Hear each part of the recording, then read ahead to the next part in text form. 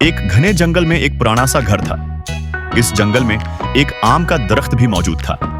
जंगल के करीब ही एक छोटा सा गांव बसा हुआ था। इस गांव में एक नन्हा लड़का रामू रहता था, जो अक्सर जंगल में जाकर आम के दरख्त के पास खेलता था। रामू इस दरख्त पर चढ़ता, आम तोड़कर खाता और फिर मजे से दरख्त के साए तले नींद ले लेता। जैसे रामू को दरख्त के साथ खेलने में खुशी मिलती थी, वैसे ही आम का दरख्त भी बहुत खुश होता था। अब रामू रोजाना इस दरख्त के साथ खेलने आने लगा। एक दिन की बात है, रामू जब दरख्त के पास आया तो वो बहुत उदास था। दरख्त ने रामू से कहा, आओ खेलें। रामू ने जवाब दिया, मुझे खिलौनों की जरूरत है और उनके लिए पैसे चाहिए।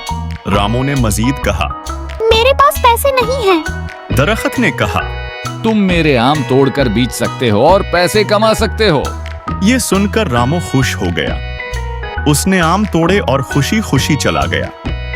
मगर उसके बाद कई दिनों तक रामू वापस न आया। आम का दरख्त बहुत उदास हो गया। कई साल गुजर गए। अब रामू बड़ा हो चुका था। एक दिन वो फिर आम के दरख्त के पास आया। दरख्त ने खुश होकर कहा, आओ खेलें। रामू ने कहा, अब मेरे पास वक्त नहीं है। मैं बड़ा हो चुका हूँ और अपने खानदान के लिए काम करता हूँ। मुझे एक घर चाहिए। क्या तुम मेरी मदद कर सकते हो? दरख्त ने अफसोस से जवाब दिया, मेरे पास तुम्हें देने के लिए कोई घर नहीं, लेकिन तुम मेरी शाखें काटकर अपना घर बना सकते हो। ये सुनकर रामू ने दरख्त की सारी शाखें काट लीं और खुशी खुशी अपने साथ ले गया। इगरचा दरख्त की शाखें कट चुकी थी, फिर भी वो खुश था कि उसने रामू की मदद की। मगर रामू दोबारा कई सालों तक वापस न आया और दरख्त तन्हा हो गया।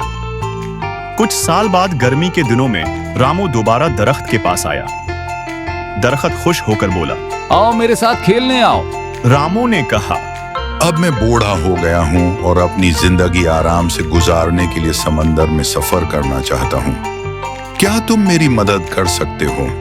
दरख्त ने कहा, तुम मेरा तना काट लो और उससे कश्ती बनाकर समंदर में सफर करो। उमू ने दरख्त का तुना काट लिया और कश्ती बनाकर खुशी खुशी रवाना हो गया। फिर कई सालों तक रामू वापस न आया। आखिरकार एक दिन रामू वापस आया। दरख्त ने कमजोर आवाज में कहा, अब मेरे पास तुम्हें देने के लिए कुछ नहीं बचा। रामू ने कहा, कोई बात नहीं, अब मुझे किसी चीज की जरूरत नहीं है। दरख्त ने कहा, मेरे पास बस जुड़े बच्ची हैं, तुम आकर मेरे पास बैठकर आराम कर सकते हो। रामू जड़ों के पास बैठ गया और दरख्त खुशी से रो पड़ा। दोस्तों, ये कहानी हमारे दिल को छू लेती है कि एक दरख्त किस तरह सारी जिंदगी देता रहता है। हमें साया देता है, फल देता है, लकड़ियां देता है, लेकिन हम इंसान फायदा उठाकर उसे काट देते हैं और बदले में कुछ नहीं देते। दोस्तों, आप सबसे गुजारिश है कि अगर आप नया दरख्त नहीं लगा सकते तो कम उस कम दरख्तों को न काटें। शुक्रिया।